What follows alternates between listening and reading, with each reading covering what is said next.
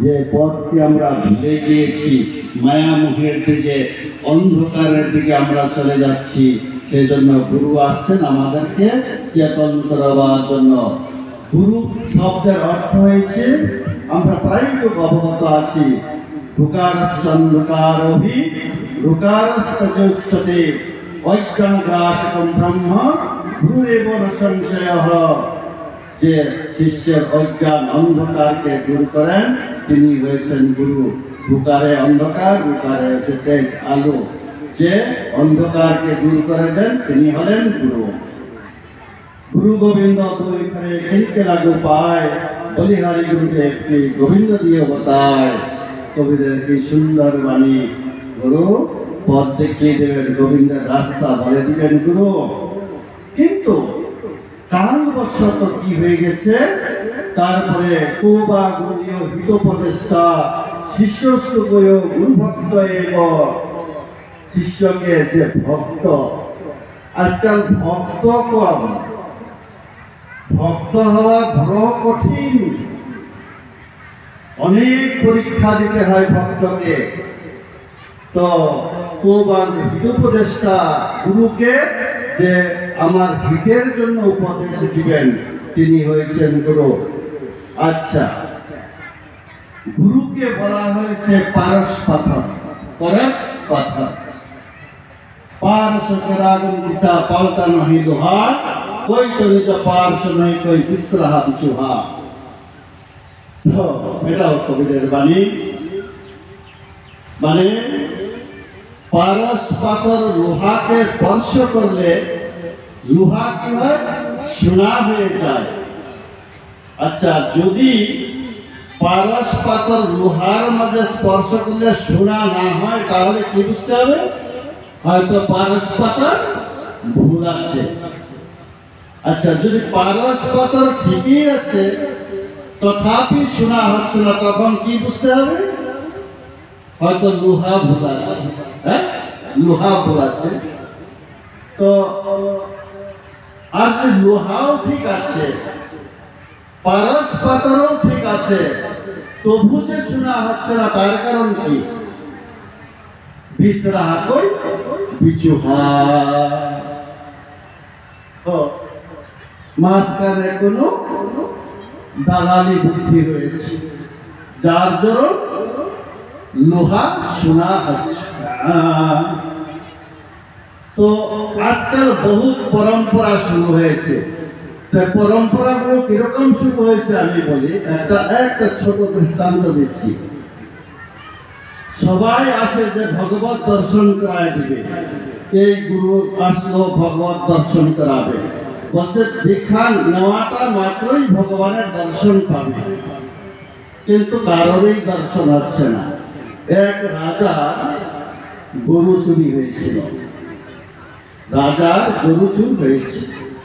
তো সেই গরু চুরটিকে ধরলো, ধরার পর সবাই যুক্তি করলো যে এটাকে কি বিচার করা যায়। তখন সবাইও করলো যে এই গরু চুরটির নাক কেটে দেওয়া যায়। নাক কেটে দিলে আর কেউ গরু চুরি করবে না। তো ওই যে গরু চুরটি ছিল সে বড় বুদ্ধিমান ছিল। গরু চুরটি কি ছিল, বড় বুদ্ধিমান ছিল। যখনই সেই চুরটির নাক কেটে দিল, চুরটি কি করলো, দু হাত দিয়ে হা গোবিন্দ করে নাচতে লাগলো। চুরটি হা গোবিন্দ করে নাচছে। তারপরে বলতেছে যে এতদিন পরে তুমি আমাকে দর্শন দিলে, নাক কাটার পর অহু ভাগ্য আমার, অহু ভাগ্য করে নৃত্য করতেছে। তখন সবাই দেখে অচম্বিত হয়ে গিয়েছে, আরে সত্যিকারই না দর্শন হচ্ছে। তখন বলছে কি আপনি যে নাচতেছেন, কি আপনার গোবিন্দ দর্শন হচ্ছে কি? এই তো গোবিন্দ, এই তো দেখে নৃত্য করতেছে, ওহো ভাগ্য আমার, এইভাবে নাচতেছে। তারপর অন্য কেউ দেখে না যে গোবিন্দকে, কেবলমাত্র চৌকি গোবিন্দকে দেখতেছে। পরে বলছে তা আমরা দর্শন করব কি করে? বলছে এইভাবে দর্শন হবে না, আমার মতো নাক কাটলে দর্শন করতে পারবেন না। আমার যে নাক কাটা গেছে এইভাবে আপনি নাক কাটুন, দেখবেন গোবিন্দের দর্শন হবে। তখন কি করলো যে রাজা প্রথম গোবিন্দর দর্শন তো আগে রাজাকে করতে হবে। তো বলছে ঠিক আছে, তো সবাই মিলে রাজার নাকটি কেটে দিল গোবিন্দ দর্শন করে। যখন কেটে দিচ্ছে তখন গোবিন্দ তো আর কিছুই নাই, কোথায় গোবিন্দ? বলছে ও আসুন, আপনাকে ভিক্ষা দেওয়া হয় না। রাজাকে বলছে সেই চুরটি যে আপনাকে এখন আমি ভিক্ষা দিই নাই, ভিক্ষা দেওয়ার পর গোবিন্দ দর্শন হবে। তার ঘরের ভিতরে নিয়ে গেছে ভিক্ষা দেওয়ার জন্য। পরে বলছে রাজা মশাই, আমার নাক তো কাটা গেছেই, আপনারও কাটা গেছে, নাক তো আর ফিরে আসবে না, তো আপনাকে চিরদিন মানুষে বলবে কি নাক কাটা রাজা। হ্যাঁ, নাক কাটা রাজা। তাই আমাকে জেলে নেন, মেরে ফেলুন, যা খুশি তাই করুন, আমার সবাইকে মেরে ফেলুন, কিন্তু আপনার নাক আর ফিরে আসতেছে না। তো একটা কাজ করা যাক, আপনিও বাইরে গিয়ে তো হাত উঠিয়ে বলুন হা গোবিন্দ, হা গোবিন্দ। যেটি আছে সবার নকশা একটাই হয়ে যাবে, কেউ কাউকে নাক কাটা বলতে পারবে না। তারপর রাজা মশাই বাইরে এসে এই চুলের কথা মতন হা গোবিন্দ বলতেছে। তারপরে নম্বর কার আসছে? মন্ত্রী। রাজার পরে মন্ত্রী দর্শন হবে, নম্বর বাই নম্বর আসবে। তারপর মন্ত্রী নাক কাটলো, গোবিন্দ দর্শন নেই। তারপর বলছে আসুন দীক্ষা দিই আপনাকে। তারপরে দীক্ষা দিতে মন্ত্রীকে ঘরের ভিতরে নিয়ে গেল। বলছে মন্ত্রী মশাই, আমার নাক তো আগে গেছে, রাজারটাও গেছে, এখন আপনারটাও গেছে, তো গোবিন্দ কিছু একটা ছাড়েন কথা। হ্যাঁ, বাইরে গিয়ে বলেন হা গোবিন্দ, যেটি আছে সবটা একটাই নকশা হয়ে যায়। এইভাবে লাইন লেগেছে, লাইনের মধ্যে সবার একটার পর একটা নাক কেটে যাচ্ছে। পরে সমাজটাই হয়েছে নাক কাটার দল। এই নাক কাটার দল আমাদের সমাজে একটা দুটো নয়, দল নাক কাটার দল। তো কি করা যাবে? গোবিন্দ কিন্তু কারণেই দর্শন নাই। হ্যাঁ, গোবিন্দ কারণেই দর্শন নাই। বিষ রাহা পিছুহা, গোবিন্দের নামে অন্যটাই ধান্দা হচ্ছে, শিষ্য বানানোর ধান্দা,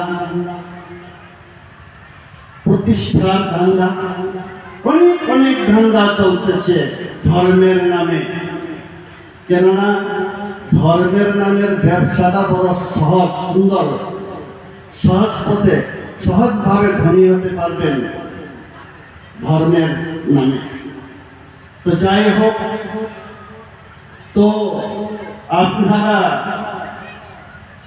আমরা সেই ভগবানের অংশ, সবাই আমরা ভগবানের পূজন করি। গুরু পথ দেখাবে, পথ প্রদর্শক আচার্য। গুরু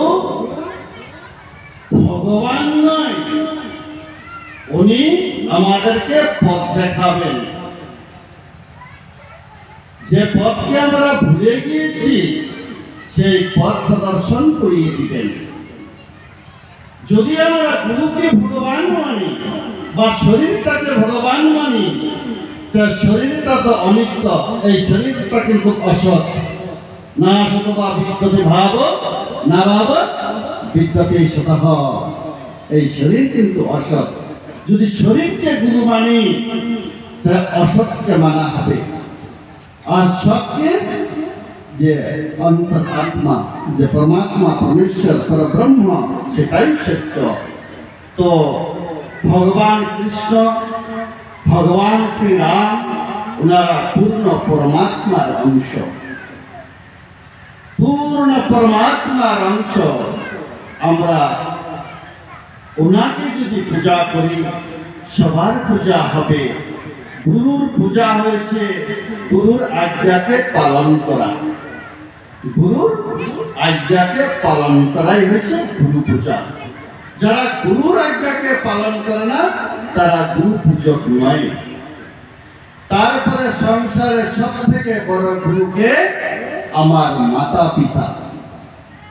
সংসারে যদি কেউ গুরু থেকে থাকে সংসারিক জগতে, তো মাতা পিতা, যে আমাকে সংসারে এনেছে, যে আমাকে সবকিছু দিয়েছে। আজ দেখতে পাচ্ছি মাতা পিতার দুর্গতি, মাতা পিতার বড় দুর্গতি। মাতা পিতার আজ্ঞা তো পালন করবে দূরের কথা, মাতা পিতার সেবা করছে না। মাতা পিতার সেবা করতে রাজি না। ওই ব্যক্তি যদি গুরু পূজা করে, তো গীতা বলছে ধিক্কারস্য গন্ধাতারম নিষ্ঠম তপোযশঃ। আরে ধিক্কার তোমার সেই যশকে, ধিক্কার তোমার সেই বিল্ডিংকে, ধিক্কার তোমার সেই বিদ্যা বুদ্ধিকে, যারা মাতা পিতার সেবা করতে পারছে না, মাতা পিতাকে খুশি রাখতে পারছে না। এই যে সুন্দর রং, এই সুন্দর রং, সুন্দর যৌবন, এটা দুদিনের খেলা মাত্র। ওইটা আমি ওই দিনে কিছুদিন আগে আমি খুব সুন্দর ছিলাম, হ্যাঁ, চুল টুল ছিল আমার, হ্যাঁ, বয়স কম ছিল, সবাই কত আদর করতো। এই যে পুরা হয়ে গেছে এখন, হ্যাঁ, আদর ধীরে ধীরে কম যাচ্ছে, আরো কমবে। যখন চামড়া ঢিলা করে দেবে তখন স্নান থেকেও পাবো না ডাকলে, হ্যাঁ। তো যখন ছোট থাকে তখন সবাই আদর করে, যৌবনে সবাই ভালোবাসে। তারপরে যৌবনটা চলে গেলে তোমারও সেই গতি হবে। তারপরে কি হবে জানো? তুমি যেটা আচরণ করবে তোমার ছেলে মেয়েরা দেখবে। তুমি তোমার যদি বাপ মার, বৃদ্ধজনের, দাদা দাদির সেবা না করো, তুমিও কোনোদিন আশা করবে না যে আমার ছেলে মেয়ে আমার সেবা করবে। হ্যাঁ, আমার যখন ছোট বালক হয়েছে তখন তাকে পেয়ে আমরা সেই বুজুর্গ মাতা পিতাকে ভুলে যাচ্ছি। হ্যাঁ, আমার ছেলেকেও সেই মাতা পিতার কাছে যেতে দেই না। হ্যাঁ, এরকম ঘটনা আমি বহু ঘরে দেখেছি। হ্যাঁ, আবার বাড়িতে বড় মন্দির বানিয়েছে, সকালবেলায় আঙ্গুর দিয়া, মিষ্টি দিয়া, ছানা দিয়া কত ভাবে ভোগ লাগাচ্ছে। আহা, ঘন্টা ঢাক ঢোল বাজিয়া, হ্যাঁ, পূজা হচ্ছে। আর মাতা পিতা থাকে ওই ছাগলের ঘরে আর মুরগির ঘরে। যেখানে ছাগল আছে না, মা বাবা থাকার জায়গায় মুরগির নিচে, মা বাবা উপরে সাঙ্গে থাকে। হ্যাঁ, সেবা নেই, অযত্ন। তো এখানে আমাদের ভুল আছে। দেখবে তোমাদেরকে বলে দিচ্ছে, একদম ছোট ছোট কথা বলছি। আমরা যখন ছেলেকে বিয়া করাই, তখন সেই বৌমাকে কিভাবে আমরা আরেক বাড়ির বেটি মেয়েকে বিয়া করেছি, বৌমা, হ্যাঁ, ওইটা অন্য বেটির মেয়ে। আর তোমার যেটা মেয়ে, এটা আরেক বেটাকে দিয়েছো, আরেক জায়গায় দিয়েছো। তো যেটা তোমার যে গর্বে যে মেয়েটা হচ্ছে, ওইটাই তুমি ভাবতেছ এটাই আমার মেয়ে, আর এটা পরের বাড়ির মেয়ে। এই যে ভাব, পরের বাড়ির মেয়ে। কিন্তু যে মেয়েটা তোমার নিজের গর্ভে হয়েছে, যারা 11 দিন মারা গেলে 11 দিন শ্রাদ্ধ করে না, তখন সেই মেয়েটি তোমার 4 দিন, আমাদের সমাজে 4 দিন করে। আর সেই যে আরেক বাড়ি থেকে যে বৌমা আসছে, সে কিন্তু 11 দিন করবে, সে কিন্তু 11 দিন করবে। তোমার যে সম্পত্তি, সেই সম্পত্তির মালিক হবে ওই বৌমা। হ্যাঁ, আর বৌমা এই সম্পত্তির অধিকারী হবে, অর্থাৎ তোমার ছেলে তো আছে, তোমার বৌমা। তখন কি হচ্ছে, সেই যে বৌমাকে যে আনছ, তার যে মা, সেই মা তাকে পড়ায় নাই, মা তুই আমার মেয়ে নয়, তোর যে শাশুড়ি আছে না, সেই শাশুড়ি হবে তোর আসল মা। আমার সে বেশি শ্রদ্ধা কিন্তু তোমার শাশুড়িকে করবে।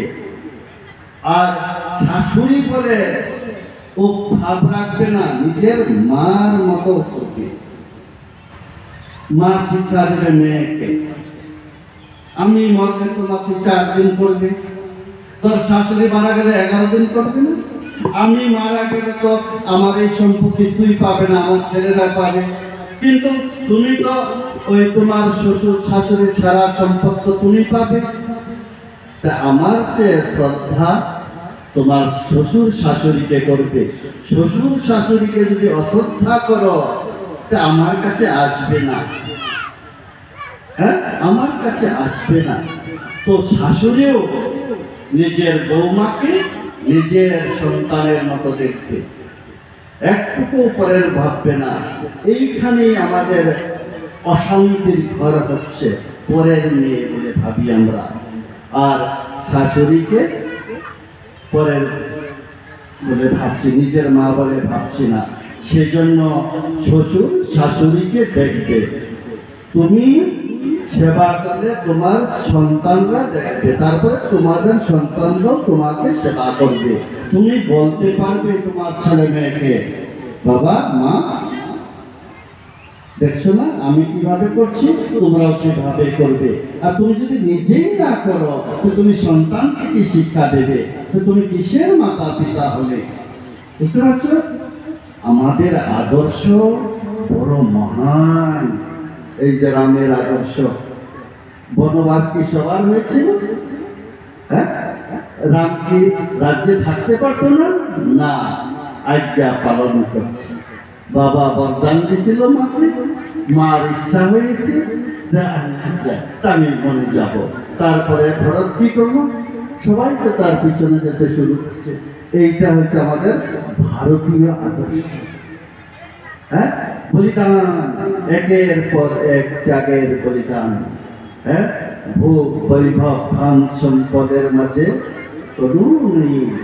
আজ তারা যে মর্যাদা পুরুষোত্তম শ্রী রাম বলি, উনার মর্যাদার কারণ উনি আমাদের ভগবান, আমাদের পূজনীয়, আমাদের ঈশ্বর ওনারা। হ্যাঁ, আদর্শবান হবে, হ্যাঁ, তাহলে দেখবে ঘর দর সব স্বর্গে পরিণত হয়ে যাবে, সব সমাজ স্বর্গে পরিণত হয়ে যাবে। হ্যাঁ, সবাই তোমাকে অনুকরণ করবে। বুঝতে পারছো? হ্যাঁ, আর মা তো আদি শক্তি। আজ দেখো পুরুষের সংখ্যা দেখো আর মায়েদের সংখ্যা দেখো। পুরুষরা ধ্যান দেবে, ধ্যান দেবে, আমি কি বলতেছি। আজ দেখো পুরুষ সমাজ কিভাবে পিছিয়ে যাচ্ছে আর মায়েদের সমাজ কিভাবে এগিয়ে আসতেছে। বুঝতে পারছো? আমি সব জায়গায় দেখতেছি। এখন বড় বড় বিদ্বানরা বলছে, আমাদের বহুত বড় জ্ঞানী ছিলেন অটল বিহারী বাজপেয়ী, প্রধানমন্ত্রী হয়েছেন, রাজনীতিবিদ ছিলেন, কিন্তু উনি একজন তত্ত্বদর্শী ছিলেন। উনি একজন রাজনেতা হওয়ার পরে উনি একজন মহাপুরুষ ছিলেন, উনি একজন বড় কবি ছিলেন। উনি বলছে, मर्दों ने काम बिगड़ा है, मर्दों को गया पछड़ा है, झगड़े विवाद के जोर से ही गया उगरा है, मर्दों की स्तुति बंद हुई, औरत का वजह नागरा है। गोरमी सुनो, और बात का बात कोई बताया नहीं। तो ये हाल बन चुके हैं, इसीलिए माता लोग धन्य है और आप लोग आदि शक्ति की अंश हैं। तो हमारे भारतीय नारीत्व सदाई पूजनीय होता है। तो हमारे आदर्श जाते, हमारे आदर्श जाते सब दिगांत छड़िए पड़े, भारत हमारे विश्वगुरु भावे, সেই যে আমাদের কিসের জন্য বিশ্বগুরু হবে? আমাদের আদর্শের জন্য। আমাদের আদর্শ এত সুন্দর, আমরা কাউকে অপর দেখি না, সবাই আমার আত্মীয় স্বজন, সবাই আপনজন। হ্যাঁ, সবাই আমরা এক পরিবার। হয়তো তুমি এই জায়গায় আছো, কেউ বাংলা বলতেছে, কেউ নেপালি বলতেছে, কেউ সাঁওতাল ভাষা বলতেছে, কেউ আসামি বলতেছে, কেউ বড়ু বলতেছে, কিন্তু সবাই আমরা ভারত মাতার সন্তান। আমাদের আদর্শ, আমাদের সংস্কৃতি সবই এক। সেজন্য যেন আমরা বিস্মৃত না হই, পথভ্রমিত না হই। এই যে আমি শান্তি আশ্রম বানিয়েছি, এখানে আমার উদ্দেশ্য হয়েছে কি সবাইকে সাথে নিয়ে থাকে, কোনো না সম্প্রদায় না কোনো জাতি গোষ্ঠী, সবাইকে সমানভাবে সবার সমান অধিকার হোক, সবার জন্য স্থান হোক।